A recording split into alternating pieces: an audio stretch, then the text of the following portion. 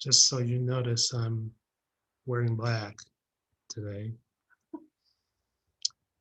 as we honor Abraham in this final episode, saying goodbye to the patriarch of our faith.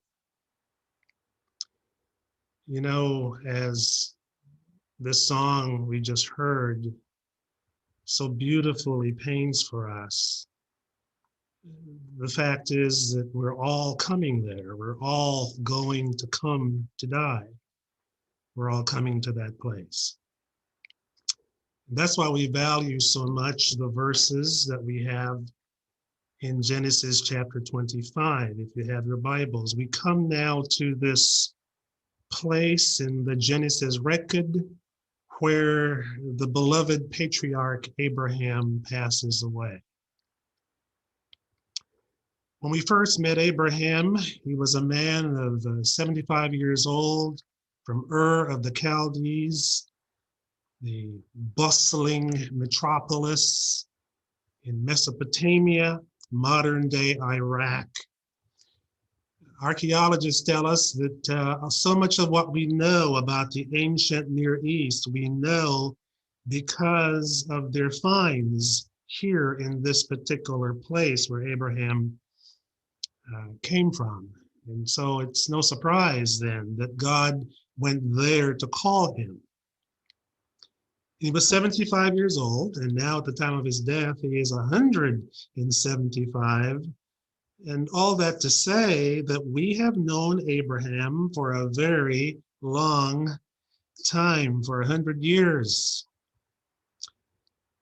And it's been our privilege to observe this man, to observe his life, his steps and his stumbles, his good side and bad side. We have seen him in his valor as he rose up and went out to battle to defend relationships important to him against kings and their armies, and won.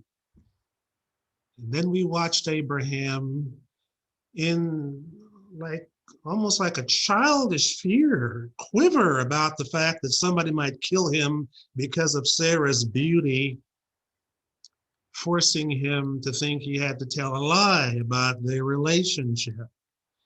Yes, we've seen all kinds, all the sides of Abraham. We saw how on his journey of discovery, Abraham grew deeper and deeper into the love and the heart and the depth of God. And because when we see God more fully, we see ourselves more clearly. We also saw Abraham along the way as he came to terms with himself, as he came to the end of himself, under God's surgery over in chapter 17, where God introduced the rite of circumcision, like placing the scalpel to the place of one's identity, the place of one's privacy, the place of one's reproductivity, places where no one goes but us, where lies our private hopes and dreams and fears. God went there with Abraham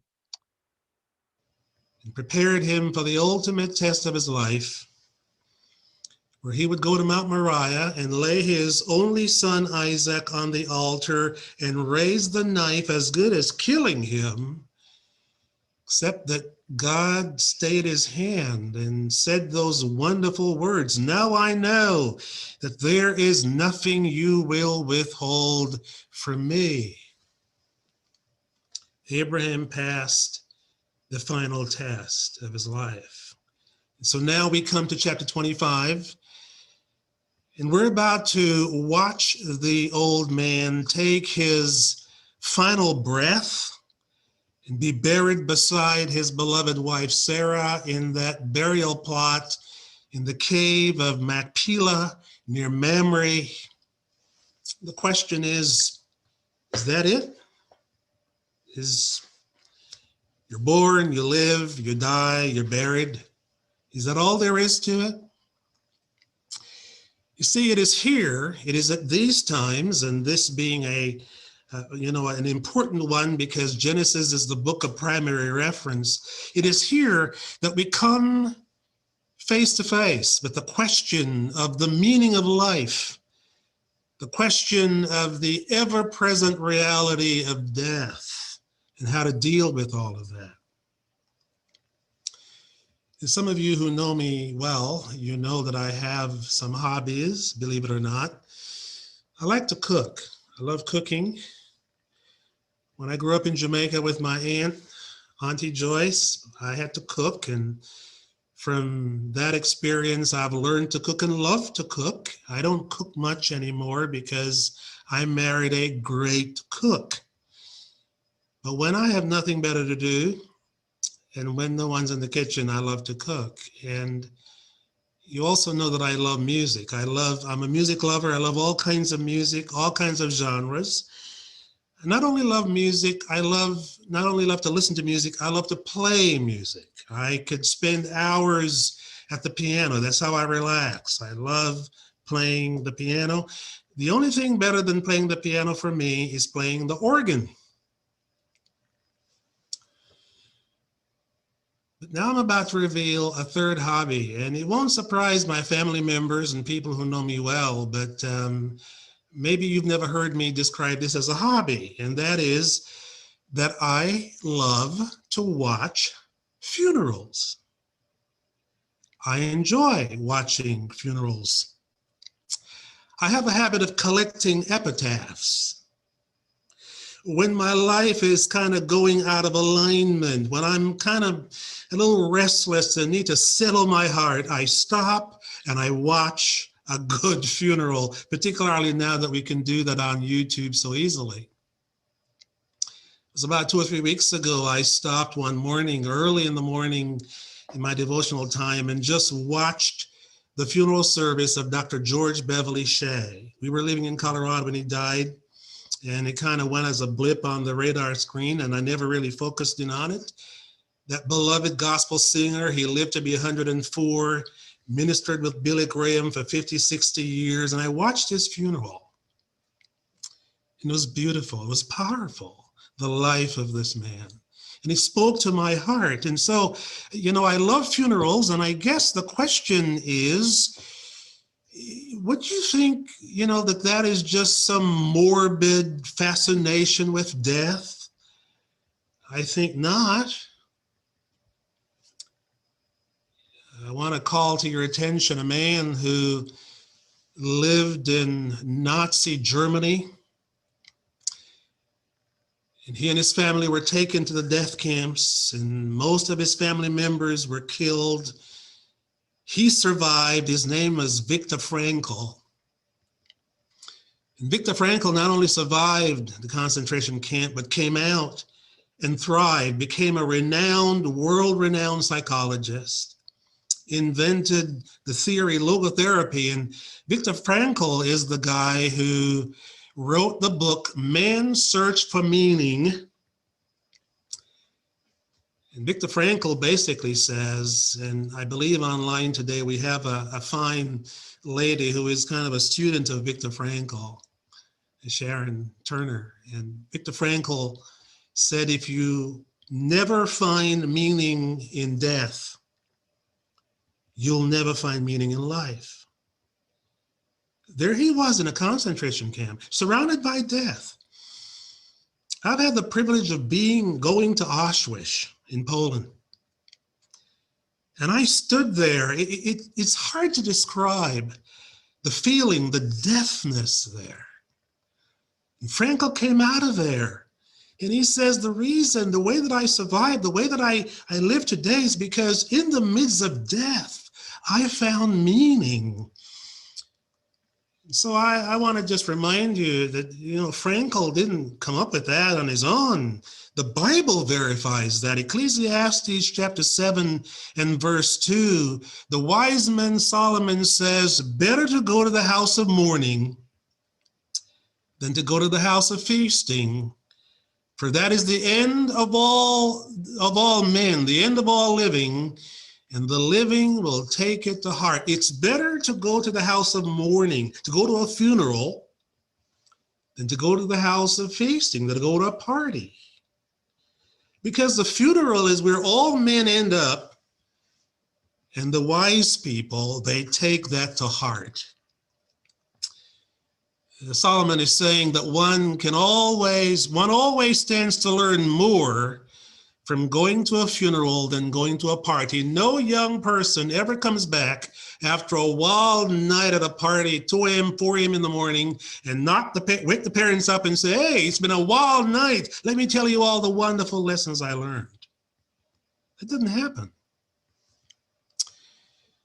Funerals is where the things that really matter come up on the radar screen. Funerals, the meaning of life. As Solomon says, the living will take it to heart. The living will ponder it. The living will believe it. The living will apply it. So please take it to heart. Watch a few funerals every now and then. Read the obituary column. Pay attention to the psalmist. Believe, identify with the psalmist. Psalm 39, the psalmist says, Lord, show me how few my days are. Psalm 90, so teach us to number our days that we may apply our hearts unto wisdom. And by the way, that psalm is written by Moses, and Moses is the author of Genesis 25. Lord, show me the number of my days that I might apply my heart unto wisdom. So we come to Genesis 25, verse 1. I want to walk you through these verses very quickly. And as I point them out to you, I'm going to give you just a line, a little tagline that captures what I believe these portions of this passage are meant to say to us. So verse 1, we learn that Abraham remarries. Abraham gets married after Sarah dies. There can be love after the death of a spouse. Not everyone believes that. Not everyone is so inclined. I've dealt with couples who have said to remarry would be to betray, like betraying my husband or my wife, and others who have felt the opposite, because I've shared such a love with them that living alone now seems unbearable. And so whichever way you want to go with that, the point of it is there can be love after the death of a spouse. When Winston Churchill was asked by the reporter, Sir Churchill, if you were to die tomorrow and come back in a second life, what would you most want to be? And with a twinkle in his eyes, he looked at his wife who was sitting beside him, and he said, if I could come back in a second life, I would want to be Lady Churchill's second husband. So we come here now to what is important when it comes to this matter of life and love after the death of a spouse, and that is to do it right. Whichever way you want to go, do it right. Do it right because your children and your grandchildren are watching. Did Abraham do it right? Yeah. Look at verse 1. In the King James and in the New King James, it says, then again, Abraham. I looked in a number of translations this week. It doesn't say that. It just says Abraham took another wife. But in the King James, it says, then again, Abraham took another wife. Then when? Got to back up chapter 24, the last verse of the previous chapter, verse 67. It says that that Isaac took Rebekah into Sarah's tent and knew her, and she became his wife, and he was comforted after Sarah died. In other words, then Abraham took a wife. In other words, Abraham never remarried until Isaac was settled, until Isaac was comforted.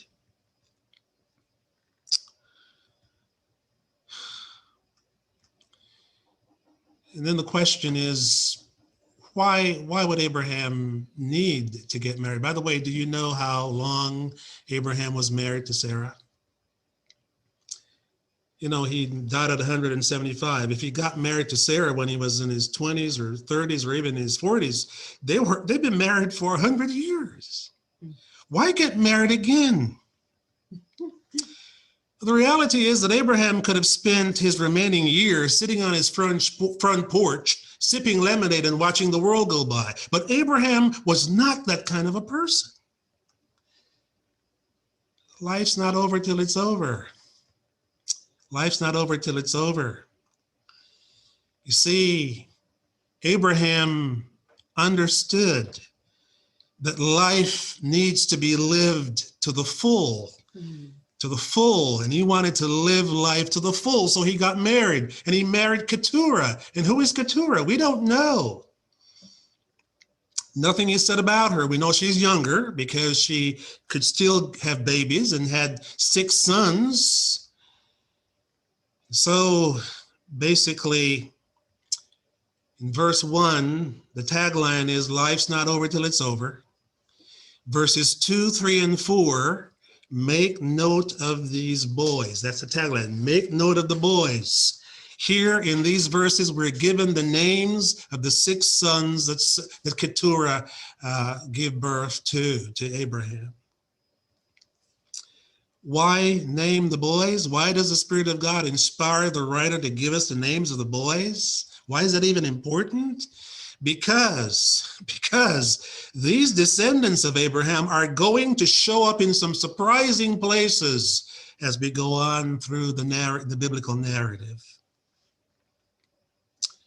In Genesis chapter 37, Joseph is thrown in a pit by his brothers. Remember who came and got him out of the pit? The Midianites got him out of the pit. Midian is one of the boys here named as the son of Abraham. And then they traded him off to the Ishmaelites who took him to Egypt and sold him to Potiphar. When you're in the pit, you need somebody to get you out. And who did Joseph have to get him out? 2 of the descendants of Abraham's sons born to Katura. What an interesting saga, what an interesting tapestry is woven through the scriptures as we read through it and see all the connections. Moses would later marry the daughter of the Midianite priest Jethro. And Jethro, if you read the scriptures carefully, became to Moses the father he never had. He was like a dad to Moses. And he goes back to one of the sons born to Abraham. What a God we serve. Verses 5 and 6, take care of business. That's the tagline here. Verses 5 and 6, take care of business. Abraham left his entire estate to Isaac. Abraham somehow figured out not only to leave his entire estate to Isaac, but through careful planning was able to leave a small portion to all of these 6 boys, giving them enough to setting them in a position to where they could get started and make life on their own. Abraham was a wise man, a savvy businessman. He divided his wealth while he was still living, instead of leaving his kids to fight over it while he's gone, after he's gone. Do your giving while you're living, so you're knowing where it's going. Remember that little piece? Do your giving while you're living, so you're knowing where it's going. And I understand that doesn't work for everybody. And the business of leaving your estate to an executor to be executed after you die happens every day. We're not saying that you can't do that. We're just saying there are different ways to skin a cat. And Abraham here obviously wants to take care of this while he can still take care of it. As a matter of fact, notice what he does In these verses, we're told that Abraham sent all the boys away, far away from Isaac. He wanted there to be no jostling over anything, because he understood that Isaac is the one through whom the inheritance of the promise would come.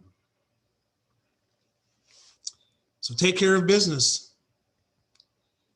It's a message, it's a word to all of us.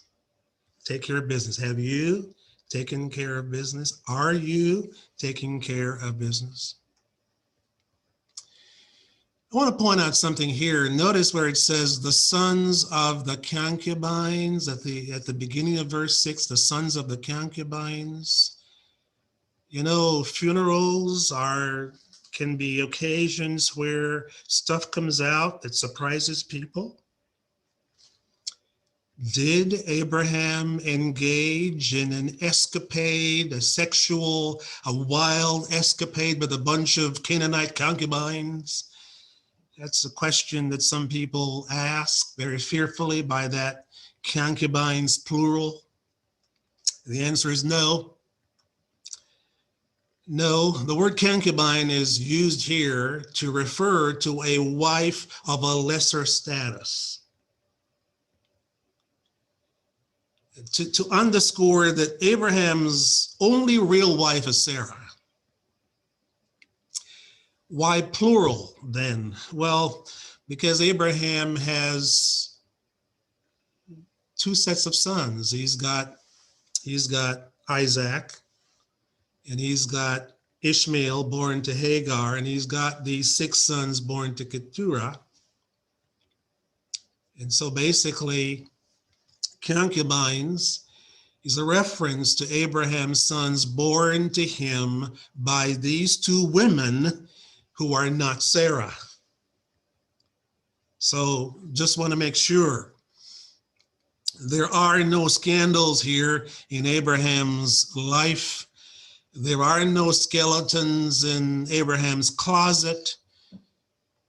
And we underscore this today because of the real reality of the revelations of scandals in people's lives. The evangelical community right now is reeling with the scandal about one of its choice sons, an admired apologist, evangelical leader, so skilled a man in the trade of the gospel, who died last summer. And now we're learning that he had this dark side that made him do things that now are bringing a disgrace not only upon his ministry, but upon the name of Christ that he so boldly proclaimed during his life. And it's heartbreaking.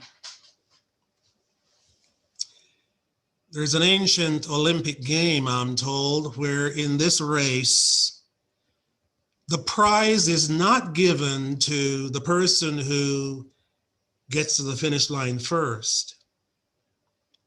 Rather, the prize is given to the person who is able to finish the race with his torch still lit.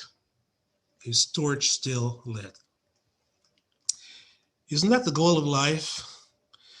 To come to the end of the race with reputation still intact, with testimony still strong. And this is Abraham. This is Abraham. I imagine in Genesis 17:1, when God came to Abraham and said, Abraham, I am God Almighty, walk before me and be blameless, that Abraham took it to heart. And Abraham determined, I will finish well. And he did. One more point here in verse 8. Verse 8. And the tagline for verse 8 is, what a way to go. What a way to go. It says he took his last breath, that he died at a good old age, an old man and full of years. The phrase full of years there is not merely to say he lived many, many years. That full of years is a way of saying he lived a full life, that his years were full.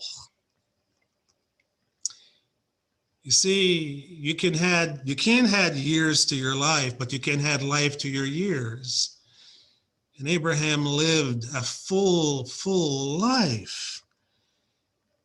He lived, as Jesus says in John chapter 10 and verse 10, for the devil comes to kill and to steal and to destroy, but I'm come that you might have a life and that you might have it more abundantly.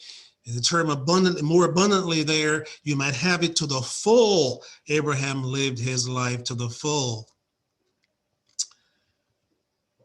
The little children's prayer, Lord, if I die before I wake, my prayer these days is, Lord, please help me not to ever die before I wake, but rather to wake up before I die. Irenaeus, the first century church father, said that the glory of God is man fully alive. The glory of God is man fully alive. Henry David Trudeau is the one who said that some men live lives of quiet desperation and die with a song in their heart. Abraham refused to die with the song in his heart. He wanted to live till his final days. The old song, I'm going to live the way he wants me to live. I'm going to give until there's no more to give. I'm going to love until there is no more love. I can never outlove the Lord. I can never outlove the Lord. Look quickly with me at verse 9. The tagline here is a family photo worth keeping. This is the last one. I told you it was the last one. Well, I'll go with verse 8. But verse 9, there's one more here. A family photograph worth keeping in the family album. Keep this picture. It says, and his sons Isaac and Ishmael together buried him. Buried him. This says something about the kind of person Abraham was. It says that he never lost sight of Ishmael. What's Ishmael doing at the funeral? The last time we saw Ishmael back in chapter 16, he sent him off to a far place and he became an archer and Ishmael's gone. Oh no, he's not gone. Here we're learning that Abraham obviously kept in touch with Ishmael, that he cared for Ishmael, and that somehow he found it in his heart to foster a positive relationship between Ishmael and Isaac, so that now at his death, they stand together, they walk together as they carry his casket to that cave at Machpelah. God bless Abraham. Remember the song that we shared about 2 or 3, 4 weeks ago? For everyone born, there's room at the table. For everyone born, sweet water and bread. God will delight in you when you are creators of justice. Abraham understood that Ishmael had a place at the table. And now here we look, and this is a picture. These two boys. What a legacy. Talk about legacy. The old preacher was asked, he said, somebody asked him, now that you're not preaching regularly anymore and you're old, what are you doing with your life these days? And he said, these days I'm trying to live my life in such a way that one day there will be enough boys, one day there will be enough men to gladly carry my casket and not look at their watch to see how long it's taking them. That's the goal. That's the goal. Isaac and Ishmael burying their father together, a family photo worth keeping in the family album. By the way, Here is something that I came across in my studies, and I have been restraining myself now for weeks and weeks and weeks, not to say this, not to share this, till the right time. And this is the right time. If not now, then never. So let me share with you something that I came across. You know, we keep asking the question, well, who is Katura? In 1 Chronicles chapter 1, verse 32, she's mentioned, but nothing told, nothing revealed about who she really was. Is she a Canaanite girl? Did Abraham just go out and get one of the Canaanite girls? No.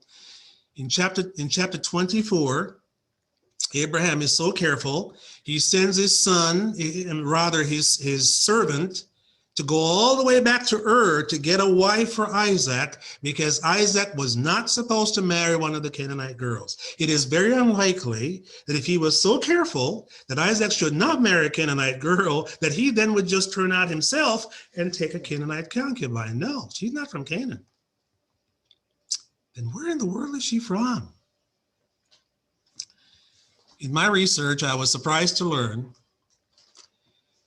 that there are Jewish scholars who believe that Katura is none other than Hagar. They contend that the name Hagar comes from an unidentified Jewish, that in the Hebrew, the name Hagar has an unknown origin. That Hagar probably was a nickname that means slave girl, because that's what Sarah, remember when Sarah told Abraham to get rid of her when she got pregnant, she called her the slave girl. And that Hagar was not her real name. And these Jewish scholars believe that the real name of who we call Hagar is Katura, that was her name. And that after Sarah dies, Abraham goes and marries her. Of course, every one of these theories have holes, as you might expect. And if we say that Hagar is Katura, or Katura is Hagar, then that goes back against what I said earlier when I said that the two concubines are Hagar and Katura. We're not sure, but it's intriguing enough for me to share, and hopefully it intrigues you, and so much for that. And now we come to the lessons that we learn from the life of Abraham as we wrap up this message and bid farewell to the old patriarch and move on to a new set of people, to Isaac and Rebekah and their family, Esau and Jacob, and all the wonderful stuff to come in the ensuing chapters. So what would Abraham say to us as we part company here at the end of this time together? A couple things. Number one, I think Abraham would want us to know that answering God's call to follow him is where life really begins. Life begins when we answer God's call to follow him. I believe that Abraham would testify if he were sitting here. He would say that my life was on a path to nowhere, on a winding path to nowhere, until God came and found me. And I wasn't looking for God, but God was looking for me. And when he found me is when my life took on significance. The old chorus that says, I was nothing, I will serve him because I love him. He has given life to me. I was nothing before he found me. He has given life to me. Answering God's call to follow him is where life really begins. Have you answered God's call in Jesus to follow him? Lesson number 2, life is a journey, and the slips and the stumbles are all part of the journey. Life is a journey, not a destination. When you get dead, when you die, when you get dead, when you die, and they bury you, they put up a tombstone, and the tombstone has a birth date and a death date, and in between there's a little dash, and that little dash, that little line represents life, the continuum of life. And the little poem, The Dash, says, it's not the house, the car, or the cash. It's how you live and love and how you spend your dash. Life's a journey. When Sarah died, Abraham had to negotiate a plot of land to bury her. This man to whom God promised the whole of Canaan didn't own anything. Lived a nomad, wandering in tents all over the place. Why? Because, as we read in Hebrews 11, he had a different city in mind. Abraham looked for a city which had a foundation, whose builder and maker is God. Living with eternity's views with eternity in view. What are we going to learn? That material possessions, this life, is only a passing thing, that it is those who do the will of God that will abide forever. When are we going to learn to live for the line, not the dash? I'm sorry, for the dot. Live for the line, not the dot. So, life's a journey.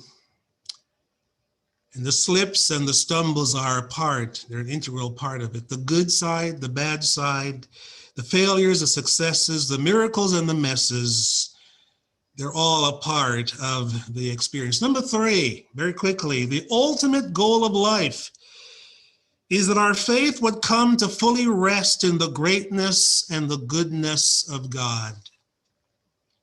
The greatness and the goodness of God. You've heard of the Navigator Ministries out in Colorado Springs, Colorado, founded by Dawson Troutman.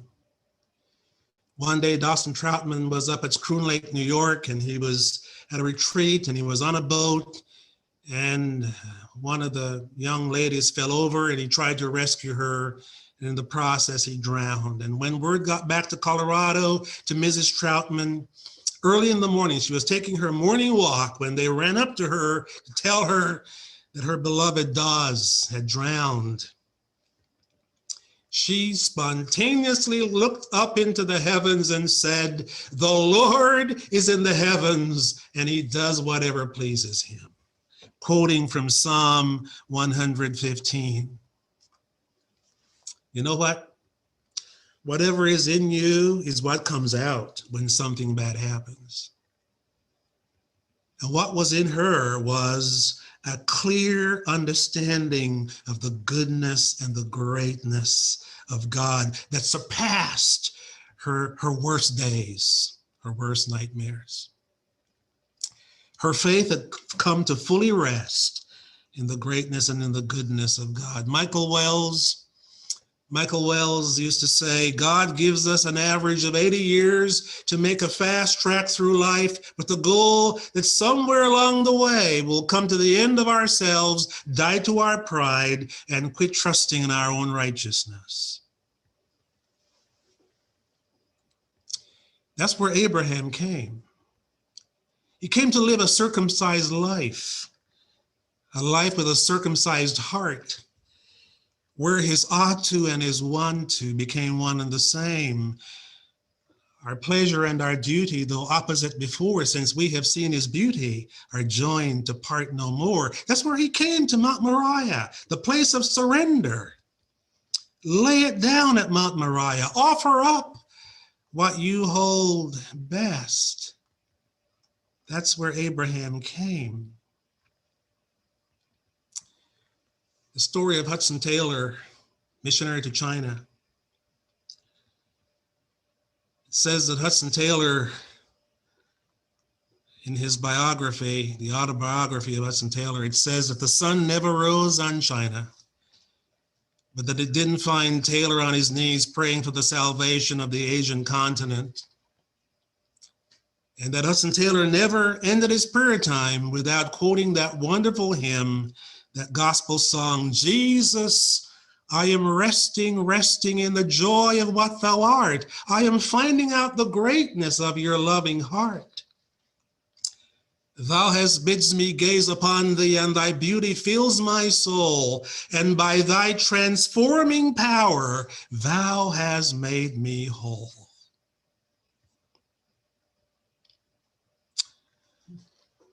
Are you finding out the greatness and the goodness of God?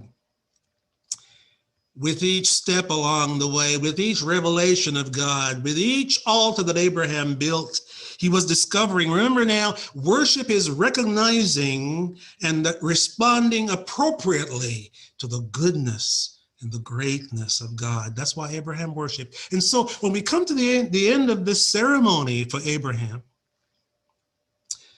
when we put up the gravestone, when we put up the plaque, the marker, what does it say? What's his epitaph? I believe it ought to be faith fully resting. The father of the faith, fully resting. Perfect submission, all is at rest. Let me close by quoting something that I heard recently, Brian Loritz. Brian Loritz is a young African-American preacher here in North Carolina, and I heard him say, the church is not looking for old people. Let me translate that now, since we're not necessarily talking about the church, we're talking about God here. God is not looking for old people.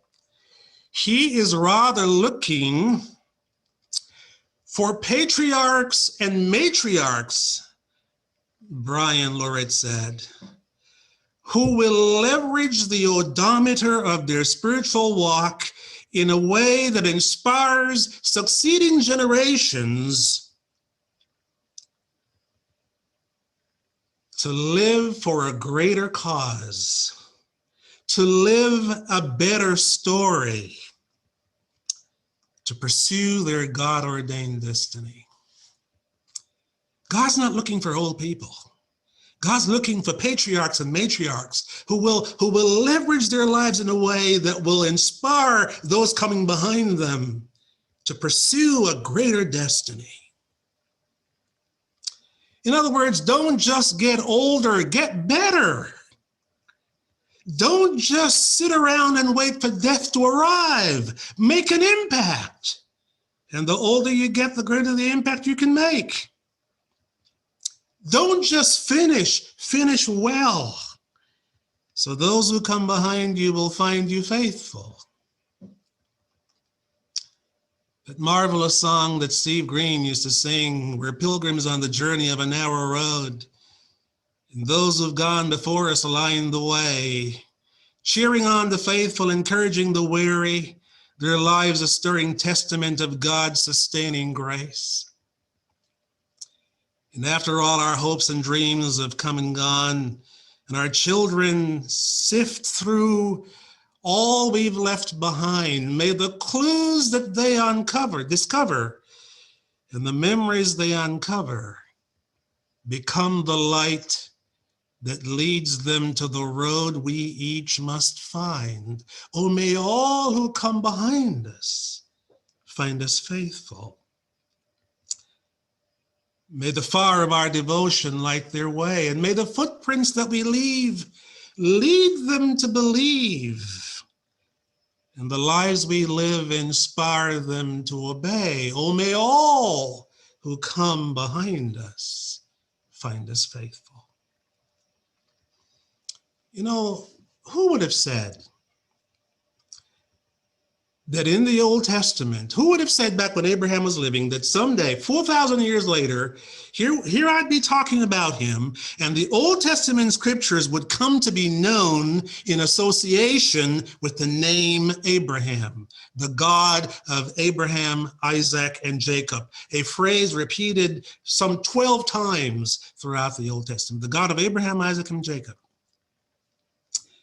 Not just because God revealed himself to Abraham and revealed himself to Isaac and then to Jacob. No, more than that, because you see, these three men are pictures of God's story. Abraham, the God of revelation. Isaac, the God of redemption. Jacob, the God of transformation. Abraham, the patriarch, the forerunner, the friend of God.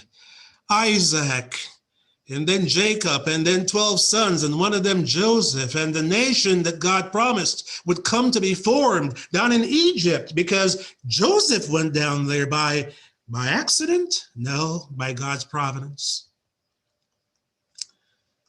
And out of that family, out of that nation, a Messiah would come, whose name is Jesus, the hope of the nations. In you, all the nations of the earth shall be blessed, God told Abraham. Has that happened? Yes. Everywhere Christians are, everywhere the name of Jesus is proclaimed, yes, that prophecy is being fulfilled. That's why the Dome of the Rock, that beautiful golden-shaped dome, sits above the Temple Mount in Israel to this day. A symbol, the Temple Mount. Three major world religions look to Abraham: Judaism, Islam, and Christianity, and the Dome of the Rock is there as a proud symbol. I have been there in the Dome of the Rock. It's called the Mosque of Omar, and it's a solemn feeling when you enter the Dome of the Rock, a testimony to the glory and the greatness of God, the glory and the grace of God. And I'm reminded as I wind up here that in glory, when we come to stand before Jesus, we will meet Abraham, we will meet Isaac, we'll meet Jacob, and we will have 10,000 years to sit and talk with Abraham. And I'll ask Abraham, what were your favorite songs as you watched?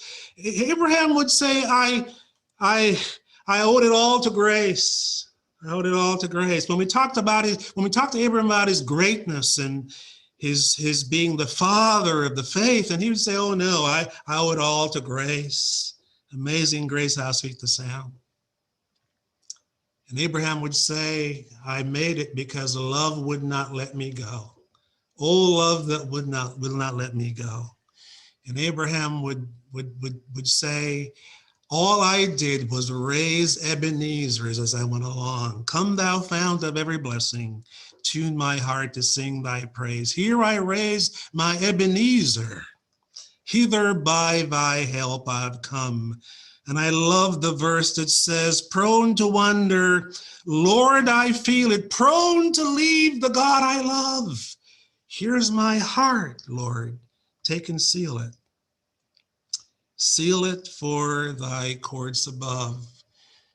And in the words of John Wesley, playing off of that hymn, a song, it's called Be Still My Heart, Wesley says, he who has brought me hitherto will help me all my journey through and give me daily cause to raise new Ebenezer's to his praise. That's the story of Abraham. God help us make it our story too. In Jesus' name, amen.